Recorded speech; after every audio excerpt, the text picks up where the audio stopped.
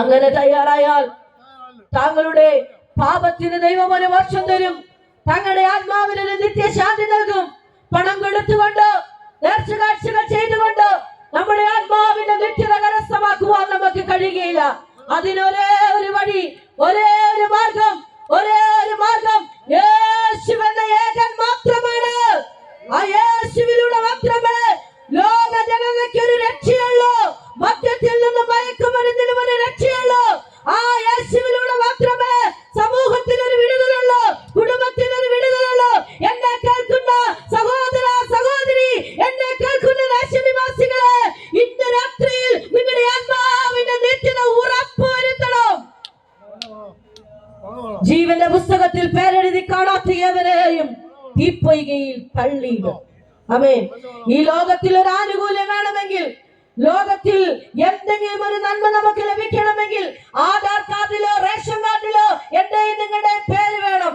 എന്നതുപോലെ തന്നെ ജീവന്റെ പുസ്തകത്തിൽ പേരെഴുതി കാണാത്ത ഒരുവനും സ്വർഗരാജ്യത്തിന്റെ പടി കാണത്തില്ല. എന്നാൽ ജീവന്റെ പുസ്തകത്തിൽ പേരെഴുതണമെങ്കിൽ താങ്കളുടെ പണത്തിന്റെ ആവശ്യം ദൈവത്തിനില്ല. താങ്കളുടെ സ്വത്ത് വേണ്ട, സമ്പാദ്യം വേണ്ട, താങ്കളുടെ ആരോഗ്യം വേണ്ട. ഞങ്ങൾ പ്രസംഗിക്കുന്ന മാനവകുലത്തിന്റെ രക്ഷയ്ക്ക് വേണ്ടി ഇറങ്ങി വന്ന നസ്രായനായ യേശുവിനെ ഒന്ന് വിശ്വസിക്കുവാൻ കഴിയുമെങ്കിൽ ഇന്ന് രാത്രിയിൽ മുഴുവൻ മാനവജാതിയുടെ പേര് ജീവന്റെ പുസ്തകത്തിൽ ഉണ്ടാകും. ഞാൻ എന്റെ വാക്കുകൾക്ക് വിരാമം കുറിക്കുവാൻ സമയമായി.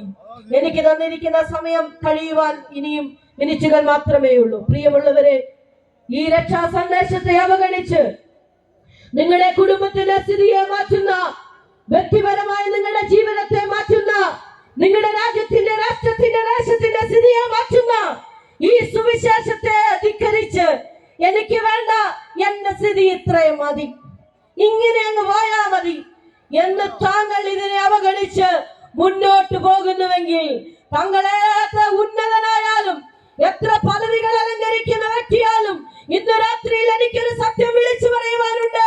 ചൂളപോലെ കത്തുന്ന ന്യായവിധിയുടെ ദിവസം ആഗതമായി. ഒരു മനുഷ്യന് പിടിച്ചു നിൽക്കുവാൻ കഴിയാത്ത, ദഹിപ്പിച്ചു കളയുന്ന ന്യായവിധിയുടെ ദിവസങ്ങൾക്ക് ഇനി അധികം നാളുകളില്ല. ഇതാ വാതിൽക്കൽ നിൽക്കുന്നു. ന്യായവിധിയും പാപവും തങ്ങളുടെ വാതിൽക്കൽ നിൽക്കുന്നു.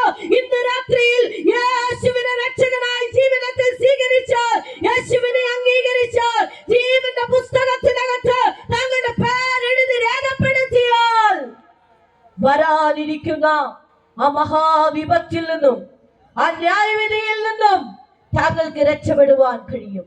എന്നെ കേൾക്കുന്നവരെ, ഒരാഴ്ച നിന്ന് മഴ പെയ്താൽ നമുക്ക് സഹിക്കാൻ കഴിയുന്നില്ല.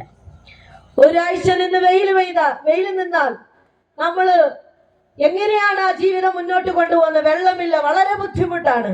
അങ്ങനെയെങ്കിൽ ഒരു മനുഷ്യന് പിടിച്ചു നിൽക്കാൻ കഴിയാത്ത ചൂള പോലെ കത്തുന്ന ന്യായവിധിയിൽ ഈ വാളാഞ്ചേരിയുടെ ദേശം അകപ്പെടാതിരിക്കട്ടെ, ഈ വാളാഞ്ചേരിയുടെ കുടുംബങ്ങൾ അകപ്പെടാതിരിക്കട്ടെ, ഈ വാളാഞ്ചേരിയിലെ പട്ടണം ദേശനിവാസികൾ, ഞങ്ങളെ കേൾക്കുന്ന അയൽവാസികൾ ഈ മഹാവിപത്തിൽ അകപ്പെടാതിരിക്കട്ടെ. ദേശത്തിന്റെ ദീനത മാറ്റുന്ന, ദേശത്തിന്റെ കഷ്ടത മാറ്റുന്ന, ദേശത്തിന്റെ നെടുവീർപ്പ് മാറ്റുന്ന യേശുവിന്റെ സുവിശേഷത്തിൽ വിശ്വസിപ്പീൻ. പ്രിയമുള്ളവരെ, എന്നെ കേൾക്കുന്ന ദേശത്തിലെ നിവാസികളെ, യേശു വരുവാൻ സമയമായി. കാലങ്ങൾ ഇനിയേറെ